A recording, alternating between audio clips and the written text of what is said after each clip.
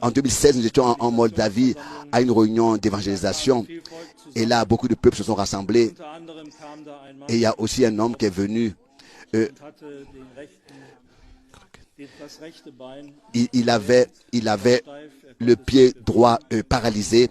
Il avait des béquilles. Et le frère Franck a prêché. Il a prêché le plein salut de Dieu. Et le plein du salut de Dieu, le plan du salut de Dieu.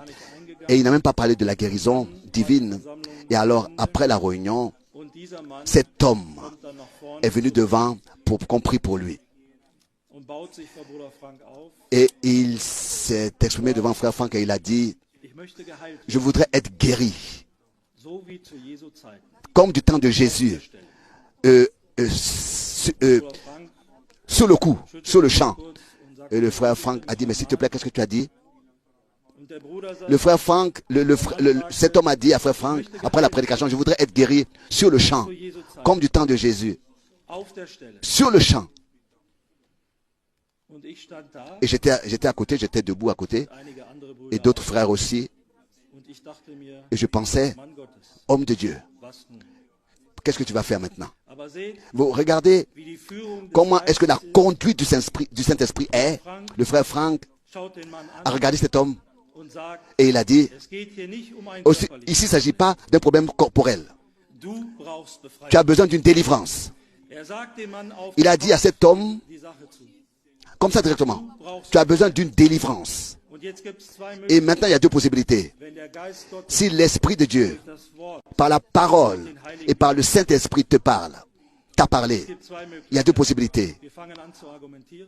Nous commençons à argumenter. Ce sera laissé à la liberté de ce monsieur de dire, bon, moi j'ai besoin de guérison, moi je veux une guérison. Et cet homme serait reparti.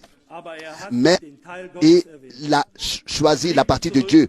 Il est resté et il a dit à frère Franck, ça c'est vrai, prie pour moi, pour que je sois délivré. Et frère Franck a commencé à prier pour sa délivrance. Sa délivrance.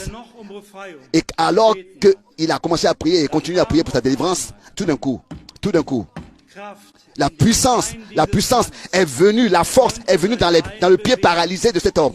Et lui qui voulait être guéri alors qu'il avait besoin d'une délivrance premièrement. Et il a été délivré, guéri et sauvé. Il est reparti avec le pied qu'il pouvait utiliser, avec ses béquilles entre ses mains. Et il a dit, maintenant je voudrais être baptisé, maintenant, aujourd'hui, au nom du Seigneur Jésus-Christ. Car ce qu'il a entendu de la prédication, il a expérimenté à l'endroit.